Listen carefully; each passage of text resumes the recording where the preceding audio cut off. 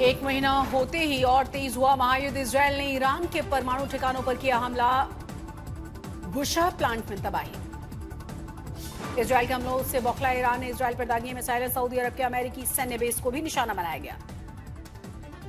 Israel के खिलाफ जंग में हिजबुल्लाह के बाद हूती भी कूदे। यमन से दनादन दागी गई बैलिस्टिक मिसाइलें। हूती सैन्य प्रवक्ता ने कहा, जब तक सभी मोर्चों पर लड़ाई खत्म नहीं हो जाती जारी रहेंगे हमले। इजरायली सेना का लेबनान में हिजबुल्लाह के खिलाफ भीषण एयर स्ट्राइक। हवाई हमले में 4 लोगों की मौत हुई है, 8 लोग घायल हुए। अमेरिका ने अपने एक और युद्धपोत USS George H.W. Bush carrier strike group को अमेरिकी सेंट्रल कमांड क्षेत्र में भेजने का फैसला किया है। इस युद्धपोत ने हाल ही में युद्ध की तैयारियों और प्रशिक्षण को पूरा किया था।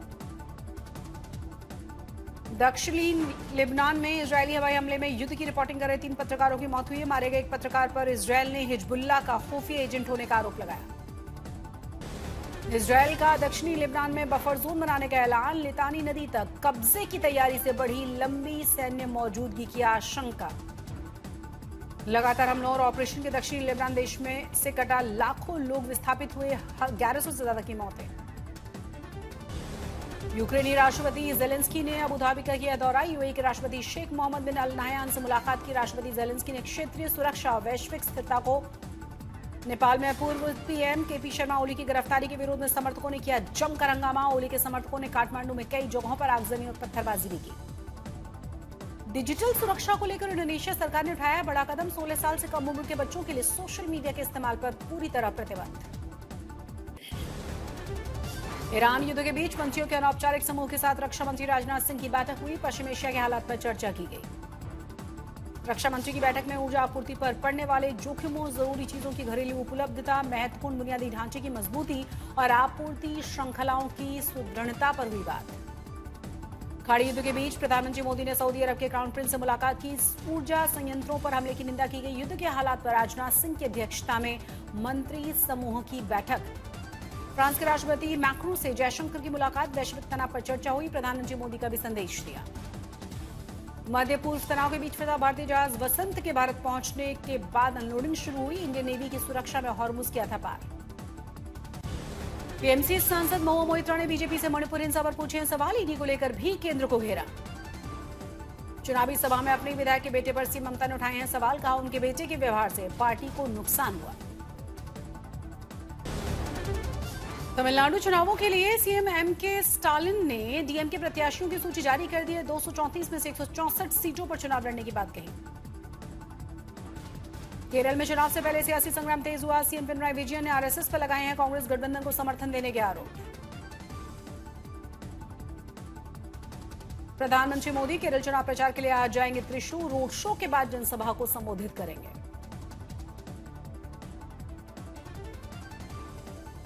एनडीए का मिशन पुडुचेरी मेरा बूथ सबसे मजबूत कार्यक्रम का हिस्सा। प्रधानमंत्री हिस्सा लेंगे। 30 मार्च की शाम को संवाद। 31 मार्च को प्रधानमंत्री नरेंद्र मोदी का गुजरात दौरा। हजारों करोड़ के विकास प्रोजेक्ट्स की देंगी महंगा सौगात। कई प्रोजेक्ट्स का करेंगे उद्घाटन और शिलान्यास।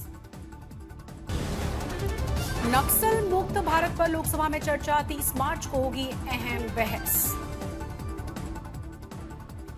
लेह के दौरे पर पहुंचे chief justice of India Suryakant का उपराज्यपाल वीके सक्सेना ने भव्य स्वागत किया। सीजीआई ने लोगों पर फेंकी चावल। आरएसएस के सर कार्यवाहक दत्तात्रेय होस बोले निर्वासित तिब्बती संसद का दौरा किया। 14वें दलाई लामा से मुलाकात भी की। धर्मशाला पहुंचे दत्तात्रेय होस बोले ने कहा, तिब्बती और भारतीय दोनों ही समुदाय एक ही परिवार का हिस्सा है। बौद्ध धर्म भारतीय परंपरा का ही एक हिस्सा।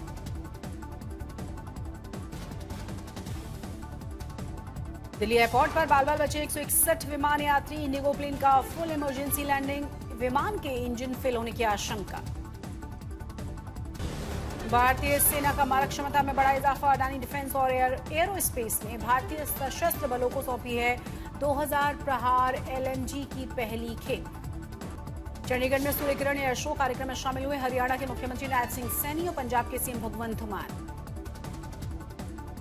बड़ी संख्या में एयर शो देखने के लिए उमड़े थे लोग। इंडियन एयरफोर्स की सूर्य किरण एरोबेटिक टीम के करतबों से लोग रोमांचित नजर आए।